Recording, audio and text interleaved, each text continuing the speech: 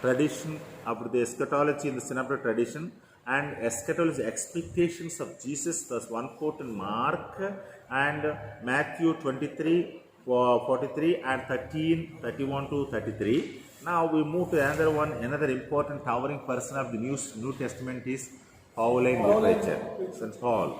So here if you see,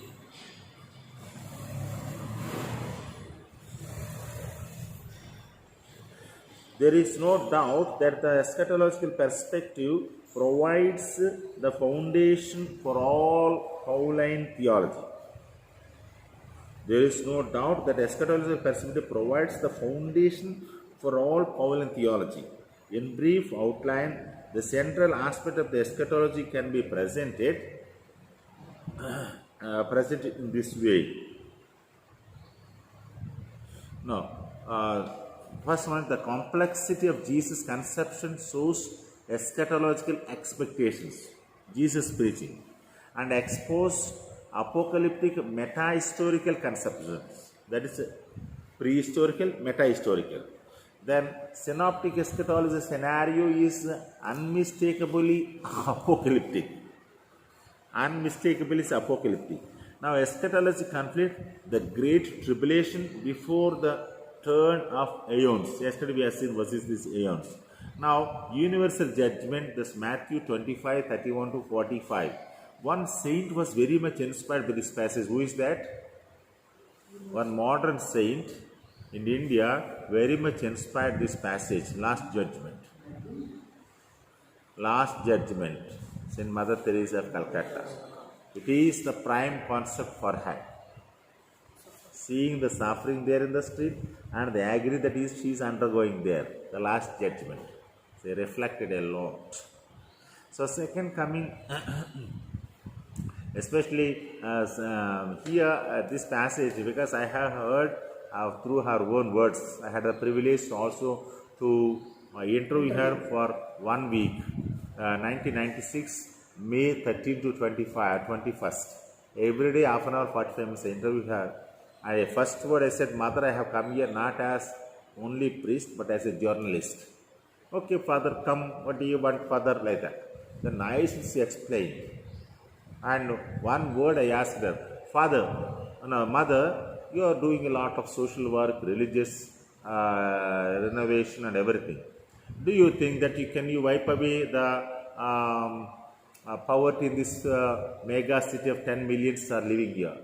No, I cannot wipe away, but you can wipe away, she said. How? Of course you can.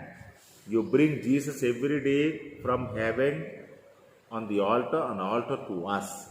That Jesus gives power to face this suffering, to support the sick and the needy. She means that. And she worked for that. That's why not the constitution, not the congregation, not the community important, but the giving comfort to the comfortless.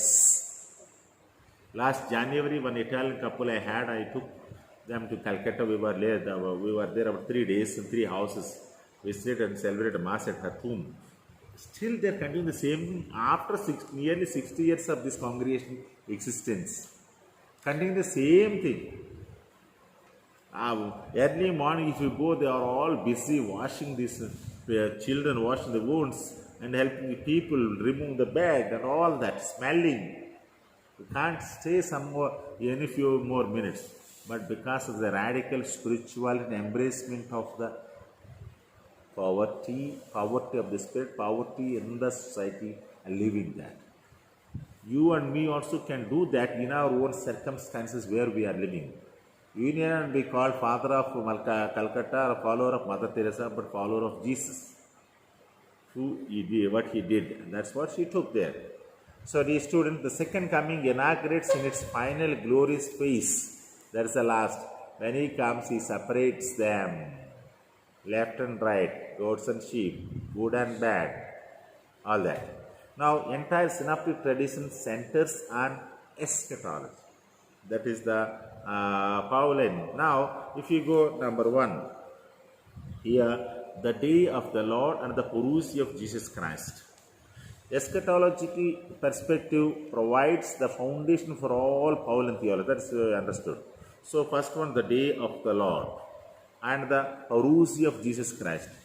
Namely, Paul uses a variety of expressions to translate the Old Testament phrase, the day of Yahweh, or day of God, or God's day, you can say that, day of Yahweh.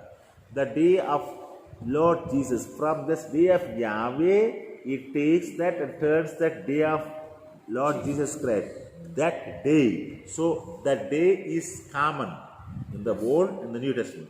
But the day becomes with a person here in this New Testament. The term apocalypse, revelation, is used a similar way, namely epiphany, epipheno, that's the verb, and to appear, and epiphania, noun, appearance. To appear, somebody has to appear, something has to appear. But appearance, the noun itself says the appearance. Suddenly we appeared here. That appearance there. So here, Pauline corpus, that is Pauline writings. The following are Pauline literature. The following verbal forms have reference to the future eschatological. To come, apocalyptico, apocalypse. Here if you say apocalypse, now apocalyptico. That is to reveal, phenero, to make manifest. The prayer form Maranatha, come Lord Jesus. While the Old Testament expectation day of Yahweh, Paul speaks day of Jesus Christ. So that appearance or coming is this person, Christ. Now, second one is the messianship of Jesus Christ there. The messianship of Jesus. Jesus of Nazareth is the Messiah. This is the original confession of the Christian faith. Paul believed, we 21st Christians believe it. So Paul believed it, that is Christian faith, namely the Jesus of Nazareth is the Messiah, is the anointed, is the sent by God the Father. He says that. He believed, and in the 21st century you and me also believe or expect to believe. But between the two there is a considerable difference. For such confession of faith had much wider implications for Paul than it has for us. For Paul has wider implications, and for us is this. In the case of a first century Jew, the coming of Messiah was perceived as essentially an eschatological event. In the case of a first century Jew living there, for example Paul, which signaled the inauguration of the age to come. So they are hoping to happen now present, but hoping in the future. You understand? Yes. That already explained in the last slides. If it is true that Pauline theology is eschatological through and through, this is because of the proclamation of Jesus as the Messiah provides the unifying principle of all his thinking. So beautifully put there. This is true of the Pauline theology. That's through and through. Proclamation of Jesus the Messiah provides the unifying principle of all the humanity there. Now, here, if we see if it is the, in turn, Jesus can be recognized and proclaimed as Messiah only beginning of it, we see resurrection. This is really the Messiah, Son of God. The centurion recognized that by seeing that what had happened after his death there. Now, Jesus can be, for first century Jew, the resurrection of the dead is eschatological event par excellence, which showed beyond the shadows of doubt than the future age had to come upon us. So, nobody has risen from the dead. He is the first one. And the first two is surprising and also challenging for him there, that event there. Now, here 4.2.3, the presence of eschatological age. In other words, the presence of eschatological age. Namely, as we pointed out, the typical element, the apocalyptic world view, was the division of time into two ages. Paul's acceptance of apocalyptic dualism is evidenced by his frequent use of phrase, this age, this world, aeon. This age uses particular age, this word aeon. Do not conform yourselves to this age, but be transformed by the eternal by the renewal of your mind. For 12:2 Romans uses this. So do not be comforted by this age. It is leading to something else, and prepared for that and have focus on that your sight. It is true that the corresponding phrase future age appears only in the probable Deuteropauline. So Deuteropauline, there is a Proto-Pauline or first and Deuteropauline later, but the idea is testified by equivalent expressions such as, so whoever is in Christ is a new creation. First he said Christ is new, focus on that, leave that. Then second, that is the first phase. And second, Deuteropauline literature is, he goes little more beyond that. Whoever believes in Christ, that is already a new creation. Or in other words, he says that it is not I who lives, but it is Christ who lives in me. And before that, here if you see, the world is in its present form is passing away. The second is eschatology aeon is describes a new creation, kaine kritis. A variety of images are employed to describe the eschatological aeon, like analogy, Adam and Christ. So he uses the letter the Romans, the letters and the Romans, no? Old self, new self, old Adam, new Adam, old Eve, new Eve. Always he draws the comparison so that you can understand what is the necessity of new aeon, new age, which is in the future. So old age reflect what had happened, and new age reflect what will happen, and you know that old age, and you look at it for future age, and you belong to that. So he is preparing step by step himself in this audience. Thus is written, the first man Adam became living being, the last Adam became a life-giving spirit. A living being physically, a life-giving spirit spiritually and further there. Second Adam in the person of Christ.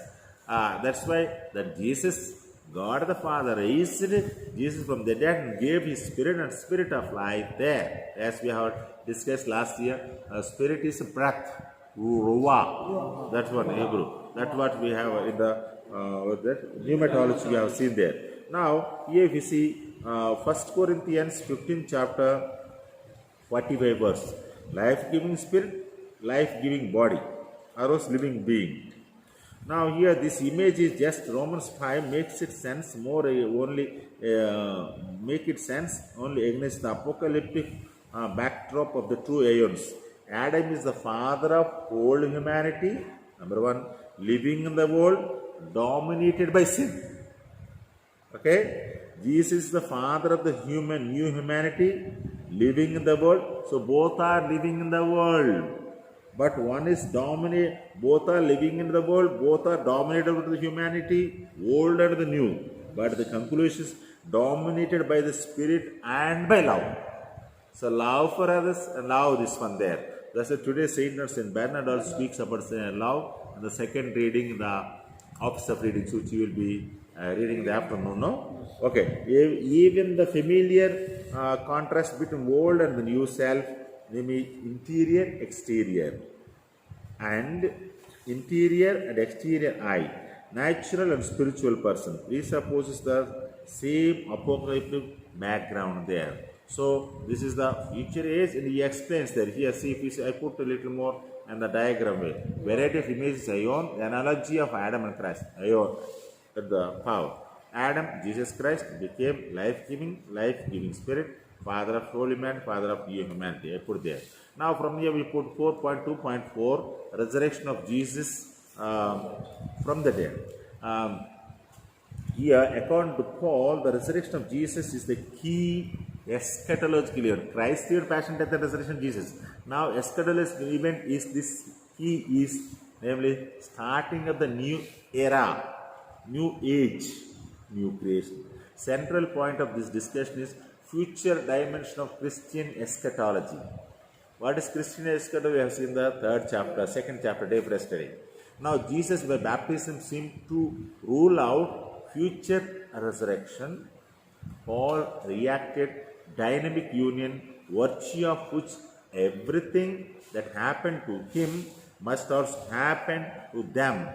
He died and rose new life. You also die to your sin, and you will come to new life in Christ through his Spirit. That's what here. Now, and that is a resurrection from the resurrection of Jesus from the dead, not only for him, for all the believers who have faith in him there. So for point 2.5, the eschatological gift of the Spirit and the new life in the Spirit. Jewish eschatology, that is, it is a gift. Jewish eschatology, traditional associated beginning of the age, come with the gift of the Spirit. Now, that is Jewish eschatology. How this is connected to the Christian eschatology, we have seen in the previous lectures.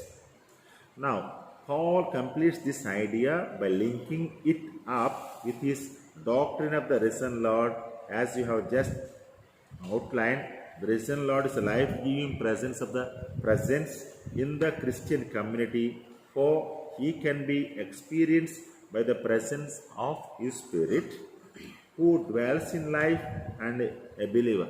The whole chapter, that is 1 Corinthians 15 chapter, nearly 55 verses, 56 verses, speaks about the new life, how Paul received, new life in Christ, new life for the dead, new life for the believers, all explains there. Now, Paul articulates this theology of the Spirit as eschatological gift by the means of concrete metaphors. So he uses concrete metaphors which are prevalent, existing that time, as Jesus also tried for his audience to use that one there. What are these metaphors? What the Paul used? The Spirit as the first fruits. This Pentecost feast of the agriculture, yesterday we have seen the Old Testament. So he also uses their first fruits. And agriculture's image loaded with the eschatological overtones because of his future orientation. What is that? So he uses a little more clearly two words I explain, namely the Spirit as the pledge of God, and the financial image of indicating partial disbursement in the present age as guarantee for the future full payment. So it is guaranteed in the Spirit there. Pledge, we bow that one there. We play, we repeat that one. So the eschatological expectations of the eschatological implications of the metaphor are crystal clear by imparting his Spirit in the present age. In other words, we use there the new Spirit life, no? So that Spirit that you are going to get there, not only from the pneumatological sense, from the eschatological sense here. Please bear in mind. God pledges to complete his work of redemption in the years to come, precisely because indwelling Spirit's dynamic reality intent on purifying and preferring to the faithful in Christ. Pledge. Not only people pledge to God or God pledge, God's pledge. He brings this work to the fulfillment in the eschatological age, but you have to live to enter there, to have that experience now. First one is pledge, and second was inheritance. That means possession there. So usually inheritance, all people wait there. And as a religious, unfortunately, we don't have because we community there. And especially as a Dyson priest for us, first they will ask us to write our last will. And when we die, first what they will do is, they will not go to hospital, they will go and open our treasuries or our shelf and read the last will there.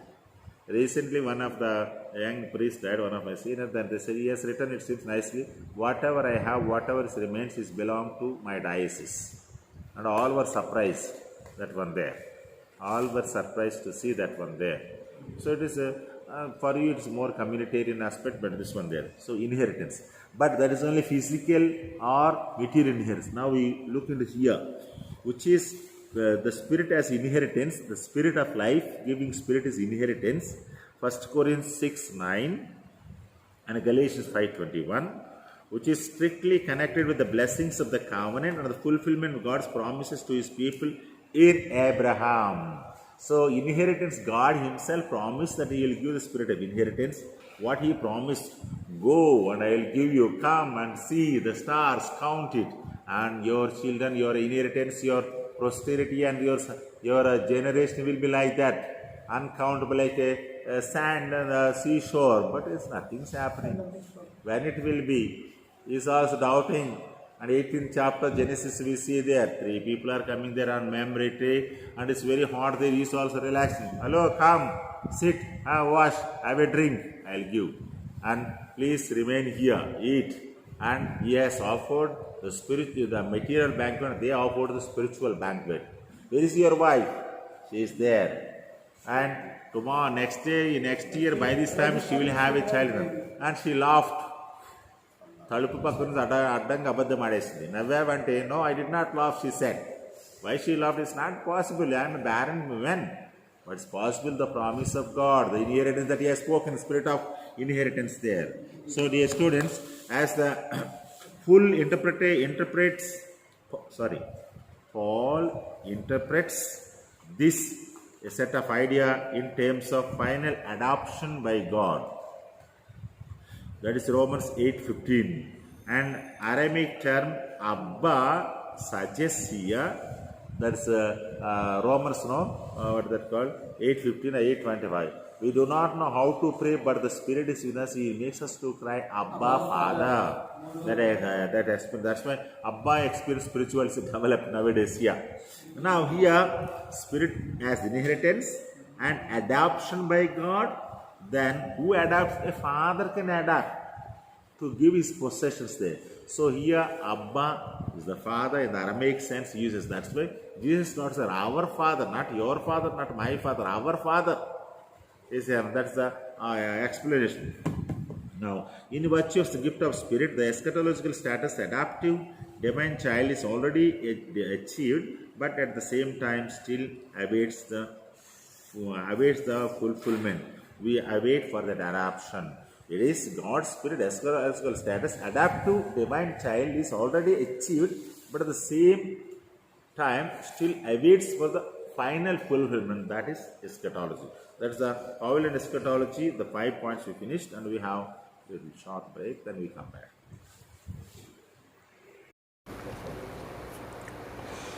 Okay, now we are trying to understand the New Testament eschatology, and there we finished eschatology in the synoptic traditions. Now we are 4.2, the eschatology of St. Paul. It has been under 7 subtitles. We are trying to analyze this theme. There, first one we have seen Day of the Lord, that the parousia, and the messiahship of Jesus, and present age of the eschatology age, old age and new age, the new spirit. The Holy Spirit we have seen, the resurrection of Jesus from the dead, the eschatological gift of the Spirit, the new life in the Spirit. And now we see the 4.2.6, the final transformation of the cosmos. Yesterday we have seen the transformation has to be taken in the personal level, threefold ways. That is personal, society, and the individual. Nature, society, person, and the nature. Now, here we go in another direction, namely the transformation of the cosmos. Entire cosmos is waiting with the pains to give birth. That's what St. Paul uses in one of his explanations. So the classical motives of the apocalyptic eschatology is equal to the physical universe with the arrival of the aeon to come. Perhaps the most significant of the New Testament text, the cosmos redemption, is St. Paul letter to the Romans, 8th chapter, 19 to 23rd verse. There we see creation awaits with the eager expectation of the revelation of the children of God, for creation was made subject to futility, not of its own accord, but because of the one who subjected it, in hope that creation itself would be set free from slavery to corruption and share in the glorious freedom of the children of God. So the last word, children of God, means freed children. There uses that two allegories from the Old Testament. Yesterday somebody was telling, day for yesterday, some of the people, some of the men are very faithful to the marital covenant to have 2 wives. And they follow faithfully the pattern, that is Abraham. Abraham has 2 wives, they say. How is it? Here, Hagar, Umpudigatte, then another one is Sarah, illegal. So 2 wives. But now Abraham children are not expected to practice. I take the Abraham only in the faith aspect, not the family aspect. And if you say so, we don't have not even 1 wife also, we may say that. But the religious are not free from that. Even the diocese priests also not free that. I always compare. Of course, bishop is the head of the church, and church is like a bride for him. That's we get that Angulium, Hungaram. But nowadays, you and me as the members of the church, children of the church, are also protector of the faith, defender of the faith, and defender of the church, so to say. Through our life, through our preaching, through our ministry, and through our very call, that is important there. So neither we have a partner to see and to listen, but we have a partner to whom we have to work, that is namely the church. The first one is the bishop. That's why we promise to him and in him, and we also share that. Through him we share that office. So dear students, if we see that this quotation explains that we also groan within ourselves as we wait for the adoption, redemption of our bodies. Adoption by the Father, that we have seen, adopted children inherit for the inheritance, and redemption of the bodies. We should be, the body should be freed from sin, slavery, and should approach to the Redeemer to get the redemption there. Now, in this text, Paul adopts the language of Jewish apocalyptic and attributes human form to the created order, that is heketesis in Greek. And here, to the point of adopting the image is labor pains, synodinai, ketesis, that is ketesis and synodinai. So these are the 2 words employed by Paul, labor pain and created order there. And here D.C. Allison uses the labor pain is synodinai, that is the word he uses there, explains there, in conjunction with the eschatological tribulations that will proceed from the coming of the Messiah. In other words, Messiah will set you free, will liberate you. As the woman is set with the from the labor pains when the child is born, so also the new life she brought their physical. But Jesus, as the possessor or the life giver of this new life, gives to you and to me. That is with the coming of the Messiah. That's what St. Paul uses there. So the risen Lord one day returned to bring all people and all things into the universal peace and harmony that constitute the eschatological phase of God's original design, which He has designed originally for the original man, but now it has gone away. Now He explains there.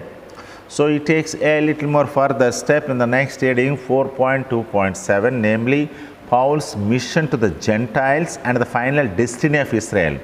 He has established a platform in the risen Lord, how He sets, and now how He is involved in that mission of the risen Lord here to His people. That's a people called Gentiles, who are unknown to this faith, but they have belief. So that's why He was called Gentile of the apostles there. So preacher of the apostles there. So dear students, if you see that Paul, according to his witness, Galatians 1:11-17, Paul calls the apostolate is connected with the encounter with the risen Lord. It is apostolate not simply a sociological, a pastoral, but it's a real encounter with the risen Lord of Himself and to the others there. That's why Damascus experience.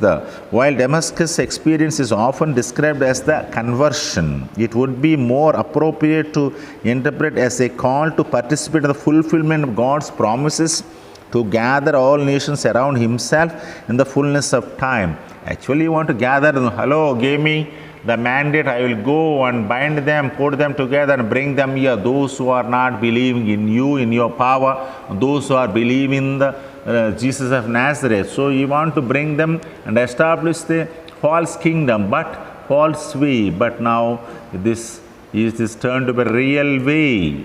In other words, God's participation of call to participate in the fulfillment of God's promise. Paul, Paul, why are you persecuting me? Who are you, Lord? I am the Jesus of Nazareth, whom you are persecuting me. He says there, it's an Damascus experience, also a call to the fulfillment of his participation in the divine call for himself on behalf of the people, and for later on that call, that person turned to work for the people there. So that is interesting. And that is a beauty being with the church, in the church. And dear students, when you have any indifferences with the community, with the congregation, with the church, never go out of that. Be in that. Analyze, reflect, then raise your voice. Not to fight, not to criticize, not to point, but take the responsibility of renewal of yourself, maybe needed to renewal of the place where you are living, or the association which you belong there. That is important there. But most of us we take the outside. When we want to go out of the, only when you are in the court, you can ask how the game is, how the injustice is done to you. If you are a viewer of the game, not the participation in the game, then you have no chance, no choice for that. So that's why most of this, when you have this critical view or participation in the provincial chapter or dice and synods or the meetings or assemblies, be one people and work together with all the differences, dissimilarities. That is important there. So if I am away, then if I am going on or have the critical mind, I know way I arrive. You understand? Have the criticism, no doubt in that. But positive approach. In other words, is it helping for me or for the other? Don't look whether it is not helping for others. So you are not the Savior, you have only one Savior. That is Jesus Christ, who has undergone the passion, death and resurrection. And you are only in the passion only, maybe. And dead you are not ready.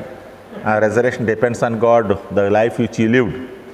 So that's important. The two are not in your hands, only one is in your hands, that is to live the life.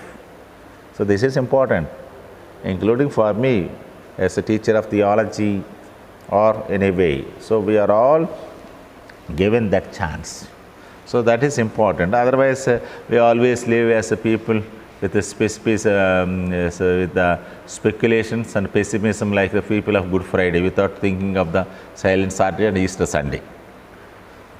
Easter Sunday has implications under Good Friday. That is carrying the cross. Before that, witnessing in the Garden of Gethsemane, sweating the blood and preparing himself for the crucifixion. Take away the chalice, I only drink. If it is your will, take away. Or give me to do energy to do your will. Yes, set an example, not the example limited to the scripture, limited to the culture, limited to the place, but now here in you and in me. For you and for me. This is the essential aspect there. So now here if we say, that is the encounter given to you. Then this means that Paul perceives his mission, which I spoke already, perseverance, to the Gentiles in the context of the eschatological age, who are never knew of what this eschatology is, but they are hoping, they are listening to him. Now, the resurrection of Jesus from the dead, he clearly envisages his apostolic ministry as God's eschatological activity. As an essential element of such activity is the salvation of a people called to his people. So beautiful, no, that saying. It's not playing with the words knowledge, but the essence is there. As the eschatological activity, as an essential element of such activity. Which activity? Eschatological activity, coming last day, is the salvation of the people called to be his people. To be his people because he is their God.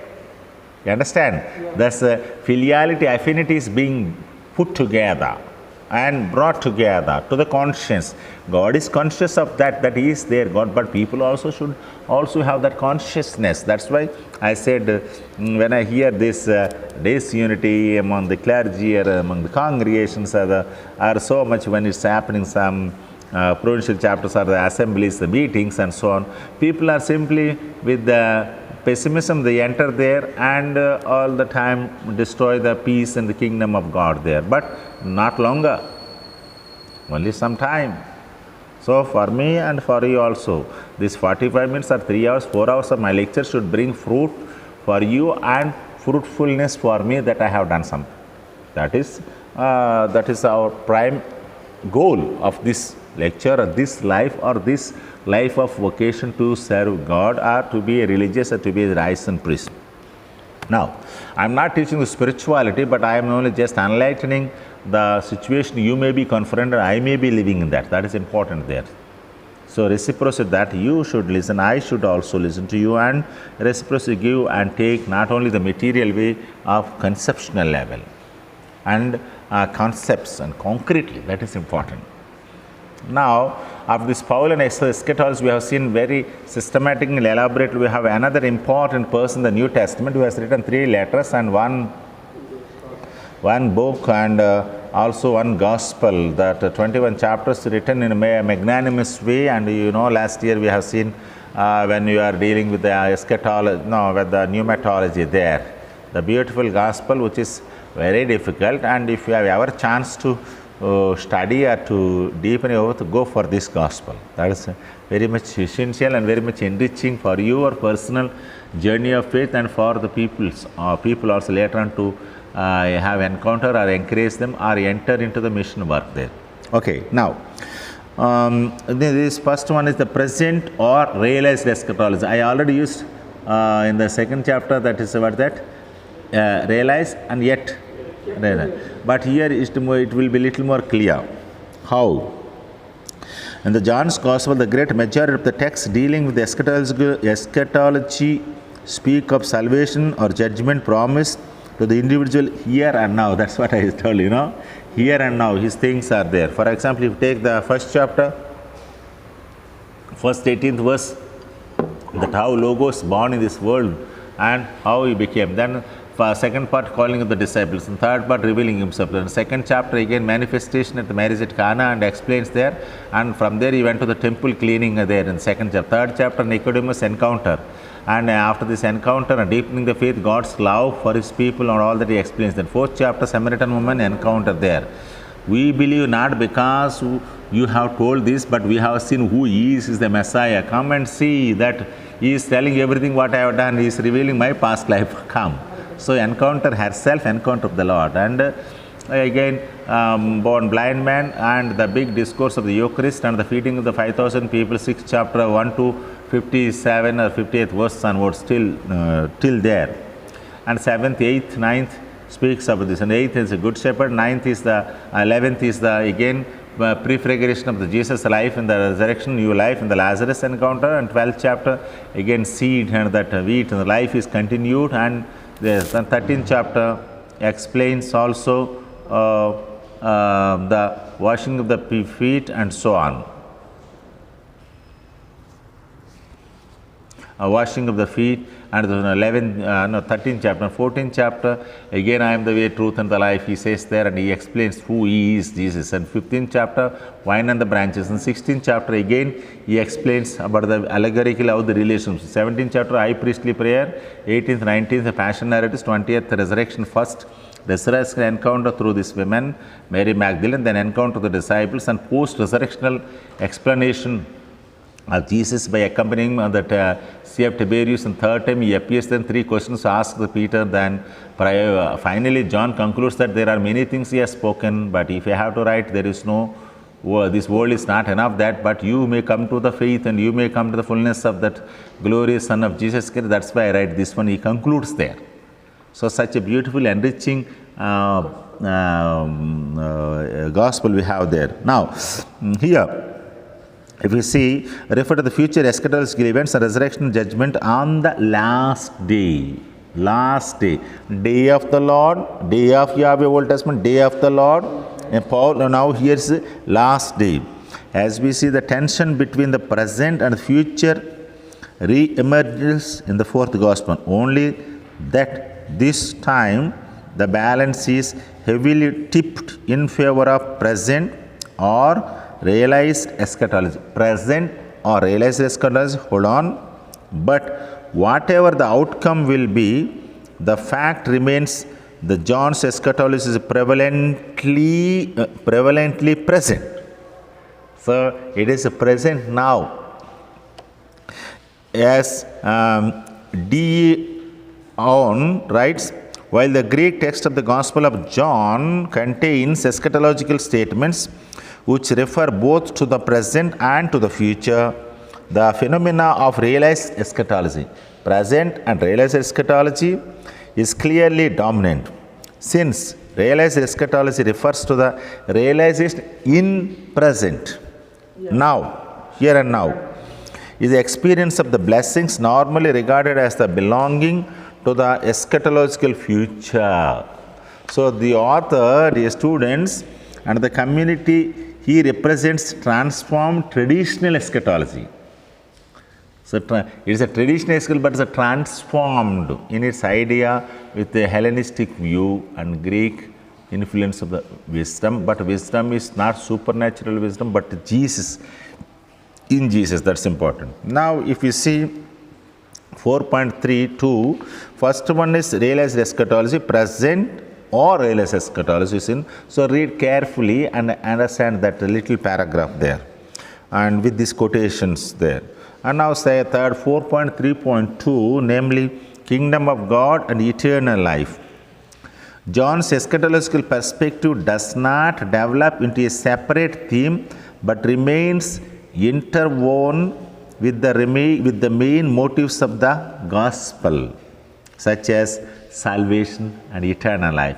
He is not bringing anything new. He is only explaining what had come to this world through the person of Christ.